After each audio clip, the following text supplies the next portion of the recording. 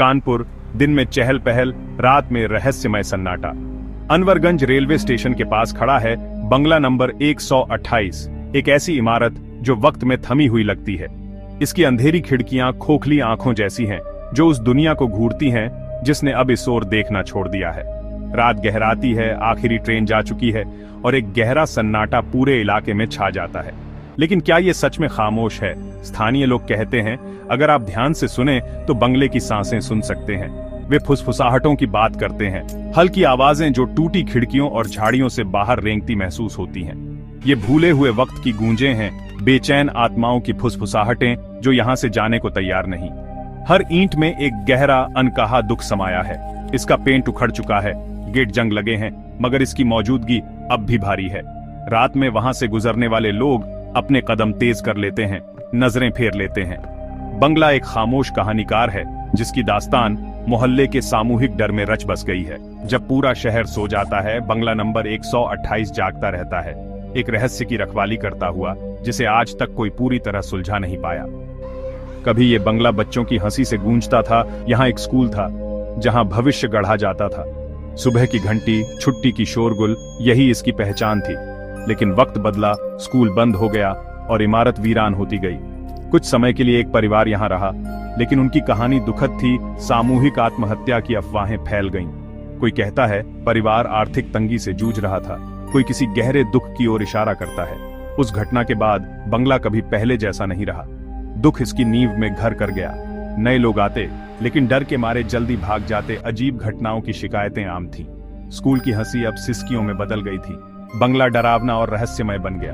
अब ये इमारत उपेक्षा और डर का प्रतीक है, एक चेतावनी जिसकी गूंजें आज भी सुनाई देती हैं। बंगला नंबर 128 की कहानियां एक जैसी नहीं। हर कोई अपनी डरावनी दास्तान सुनाता है।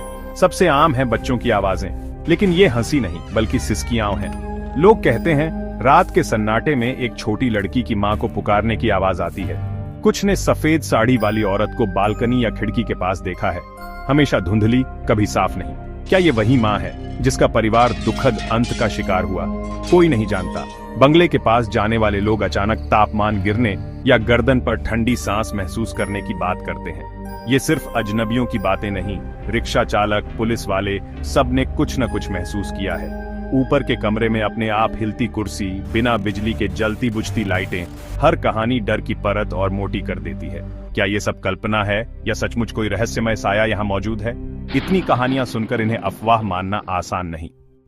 बंगले के पास एक चाय का ठेला है। रामलाल 30 साल से यहाँ चाय बना रहा है। वह कहता है सूरज ढलने के बाद उधर नहीं जाता। बहुतों ने बहादुरी दिखाई, पर कोई ज्यादा देर बहादुर नहीं रह पाता। रामलाल के ग्राहक देर रात डर के मारे उसके पास आते हैं। किसी ने बंगले की सारी खिड़कियां एक साथ जगमगाते देखी। एक जोड़ा शर्त में बंगले का गेट फांदने गया, लेकिन चीखते हुए लौट आया। अंदर से खौफनाक चीख आई थी। मरे हुए लोगों ने इसे अपना घर बना लिया है, रामलाल कहता है। रेलवे कर्मचारी भी डरावनी कहानियां सुनाते हैं। एक पॉइंट्समैन ने स्कूल की घंटी और बच्चों की आवाजें सुनी। वह कहता है आवाज उतनी ही साफ थी जितनी रोज ट्रेन की सीटी। रेलवे क्वार्टर्स के लोग भी बेचैन रहते हैं। शाम होते ही बच्चों को घर बुला लेते हैं। एक महिला बताती है रात को खिड़की पर थपथपाहट हुई। पर्दे से झांका तो बस बंगले की परछाई दिखी। डर आज तक साथ है। सबसे डरावने अनुभव बच्चों की आवाजों और सफेद साड़ी वाली औरत से जुड़े हैं। रात के सन्नाटे में अचानक बच्चे की हंसी सुनाई देती है, जहां दशकों से कोई बच्चा नहीं रहा। कभी ये हंसी मासूम लगती है, कभी दर्द भरी सिसकियों में बदल जाती है। कुछ लोगों ने बच्चों के खेल की आवाजें भी सुनी हैं, दौड़ते कदम, बगीचे से आती खिलखिलाहट। ये आवाजें मन में गहरी बेचैनी और डर पैदा कर देती हैं। सफेद साड़ी वाली औरत की झलकियां कम समय के लिए दिखती हैं, लेकिन असर गहरा छोड़ती है। कभी कोई रिक्शा वाला उसे बालकनी में देखता है, कभी दोस्तों का झुंड खिड़की के पीछे उसकी झलक पाता है। लोगों का मानना है ये उसी परिवार की आत्माएं हैं। माँ अपने बच्चों को खोजती है, बच्चे अपनी आखिरी घड़ियां दोहराते हैं। ये कहानी बंगले को डर से कहीं ज्यादा एक दुखद रहस्य बना देती है। हर डरावनी कहानी के साथ सवाल उठता है, क्या बंगला सच में भूतिया है या ये बस अंधविश्वास है? संशयवादी कहते हैं बच्चों की आवाजें हवा या दूर के मैदान की गूंज हो सकती हैं। सफेद साड़ी वाली औरत, शायद चांदनी में उड़ती कोई चादर। उनका तर्क है डर और अफवाहें इंसान के दिमाग पर गहरा असर डालती हैं। ऐसी जगहें भूतिया कहानियों के लिए उपयुक्त होती हैं। पुलिस या सरकारी रिकॉर्ड में ऐसी किसी घटना का प्रमाण नहीं है, लेकिन आस्था रखने वाले लोग कहते हैं इतने अलग अलग लोग एक जैसी बातें कैसे महसूस कर सकते हैं। रेलवे गार्ड, चाय वाला, स्थानीय निवासी, सबने वही सिसकियां या वही आकृति देखी है। बंगला खुद इस बहस का मौन गवाह है। वह कोई जवाब नहीं देता, बस अपनी खामोशी से डर और जिज्ञासा को बढ़ाता है। इंटरनेट और सोशल मीडिया ने बंगले की कहानी को देश भर में फैला दिया है। एक स्थानीय न्यूज रिपोर्टर ने बंगले की भूतिया कहानियों को साबित या खारिज करने के लिए रात वहां बिताई। शुरुआत में रिपोर्टर आत्मविश्वास से भरा था, लेकिन रात बढ़ते ही उसका रवैया बदल गया। लाइव प्रसारण में अजीब आवाजें रिकॉर्ड हुईं, रिपोर्टर और कैमरामैन घबरा गए। सबसे डरावना पल, कैमरामैन ने खिड़की में किसी चेहरे को देखने का दावा किया और दोनों वहां से भाग निकले। इस घटना ने सोशल मीडिया पर घोस्ट चैलेंज ट्रेंड शुरू कर दिया। युवा आधी रात को बंगले में जाने की चुनौती देने लगे। ज्यादातर वीडियो में लोग हल्की सी आवाज से डरकर भाग जाते हैं। प्रशासन चेतावनी देता है कि इमारत जर्जर है, लेकिन डर और वायरल होने की चाह लोगों को खींच लाती है।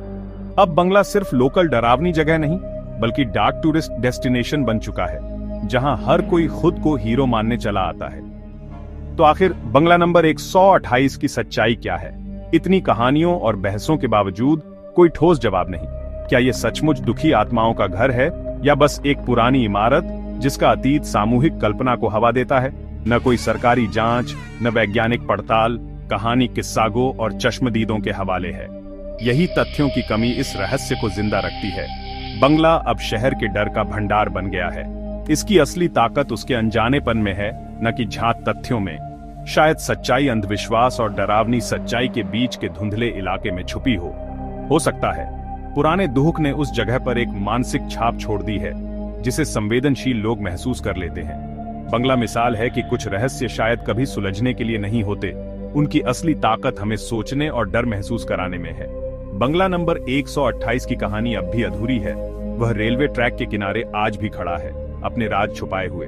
अगली बार जब आप रात के सन्नाटे में कोई अजीब आवाज सुने, तो शायद आपको इस जगह की याद आ जाए। सवाल आपके लिए है, आप क्या मानते हैं? बंगला आपको कोई जवाब नहीं देता, वह बस अपनी खामोशी सुनाने के लिए बुलाता है।